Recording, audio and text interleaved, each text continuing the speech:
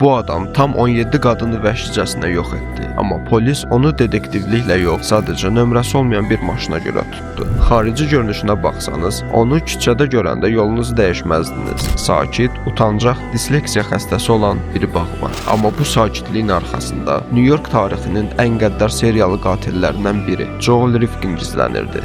O, qurbanlarını əsasən cəmiyyətin diqqət yetirmədiyi seks işçilərindən seçirdi. Onları öz evinə aparır, boğaraq öldürür və iz itirmək üçün cəsədləri qarajında parçalayıb beton barellərlə çaylara atırdı. Hətta ikinci qurbanı Julia Blackbird'in cəsədinin qalıqları bu günə qədər də tapılmayıb. Polis 4 il ərzində bu itkin düşən qadınlar arasında heç bir əlaqə qura bilmədi. Ta ki 1993-cü ilin o gecəsinə qədər. Rifkin nömrə nişanı olmayan maşınla polisin yanından keçdi və qaçmağa başladı. Saxlanılanda isə maşının yük yerində xalçaya bükülmüş sonuncu qurbanı var idi. O 203 il həbs cəzası aldı. Sizcə, polis o gün o maşını saxlamasaydı, Rifkin daha neçə can alacaqdı? Fikirlərinizi rəydə yazın. Daha çox belə dosyalar üçün səhifəni izləməyi unutmayın. Heç bir iz buraxmayan qatil. FTB niyə ona peşəkar qatil dedi? İsrail Case barədə materialı Cinayət Dosyası YouTube kanalından izləyə bilərsiniz.